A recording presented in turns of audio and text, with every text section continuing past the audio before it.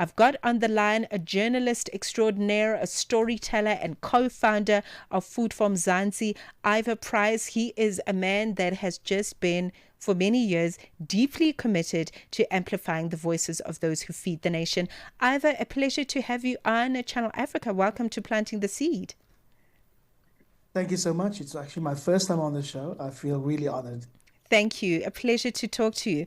Okay, so just following everything, I think before we talk about what's happening under the Food For Mzansi umbrella, Ivor, let's talk about just your reaction to the SA Agri Awards and Donald Trump's utterances and all sorts of activity, good and those that we still need to work on as you witness it. Look, I didn't have the privilege to be in the Jesus Dome in Durban on Friday night, but my team was there, and what a night.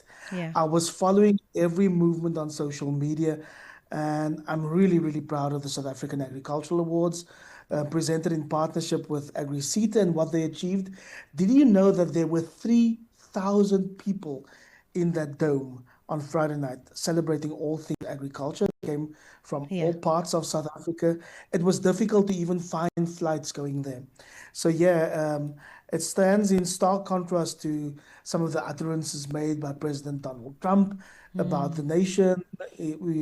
We heard this weekend he said he's not going to send any American representatives to the G20 because we're massacring white farmers and white people, which we all know isn't true. Yes, I think Wandile Sehlobo said it best.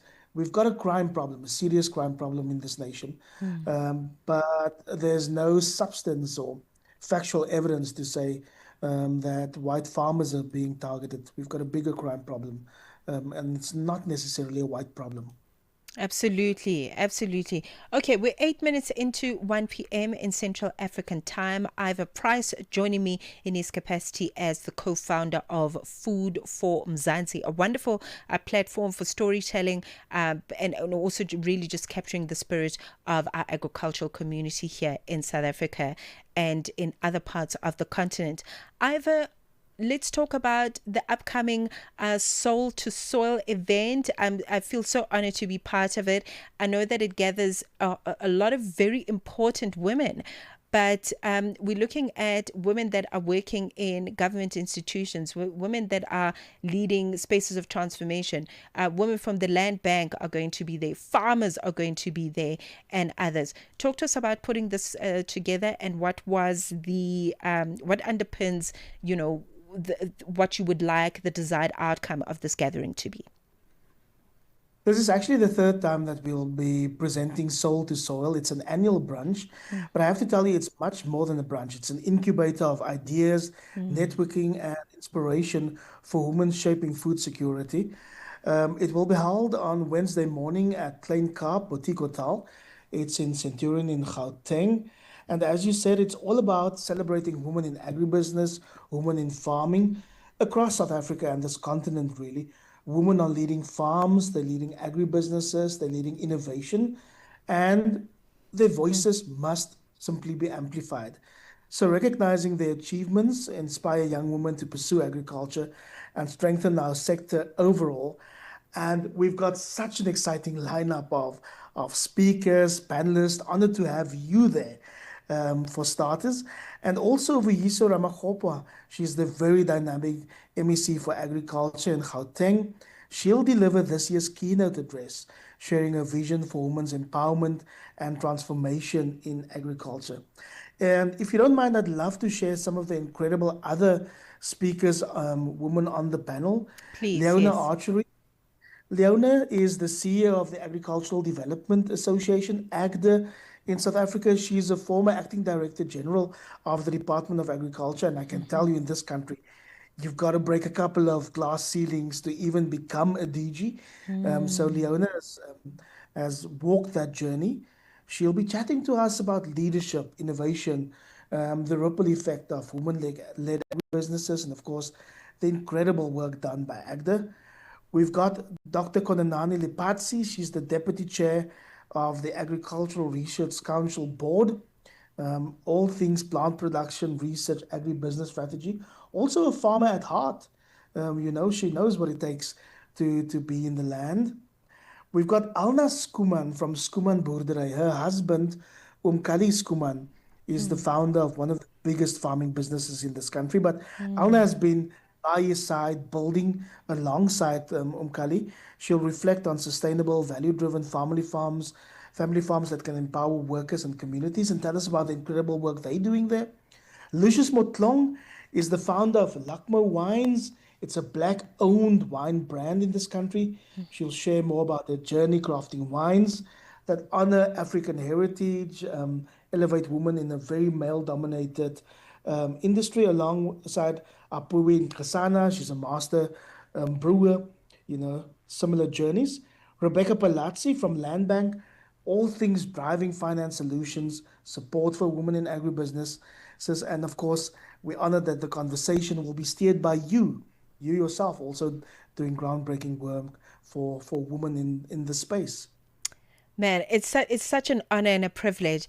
And as I'm hearing you talk about these women and these positions that they're occupying, and also affording women, whether they're students or whether they're starting out in agriculture, whatever the case is, offering them a seat at the table to have access to these women, to ask the question, to shape the quality of the questions that we're asking as women in terms of what long-term sustainable um, resourceful spaces and how we can occupy them in the future of agriculture. So this is so exciting.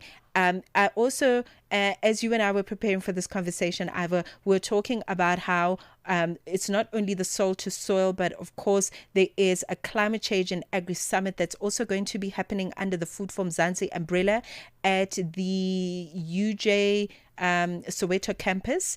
That's going to be happening. So for me, this is all one conversation. Women that are transforming the space, that are getting into agriculture and taking over areas. But also, the dialogue is also shaped, or the tone of the dialogue is also shaped by climate issues and how we're going to deal with them. What do we have access to? How are we using the resources that we have access to really climb up spaces and make sure that we have a food secure Africa? So talk to us about how the conversation moves from soul to soil to climate change as we get into what's going to be happening on the 15th of November. Macheke, you're right. It's a very busy week for Food from Mzansi, and we are excited to bring these two very important events to life.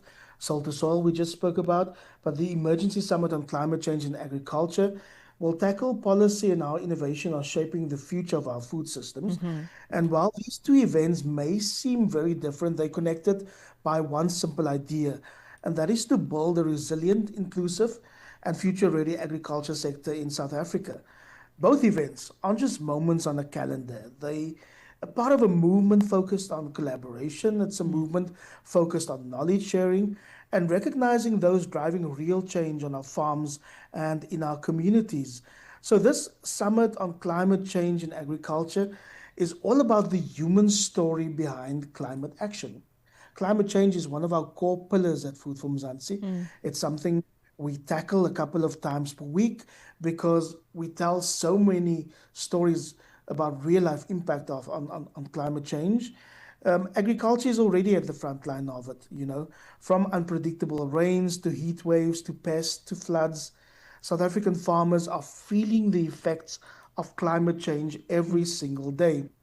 And I know since President Donald Trump took office, it's kind of become okay again to deny the existence of climate change. But he's got to meet some of the small scale and new era farmers in South Africa who feel climate change on the daily basis.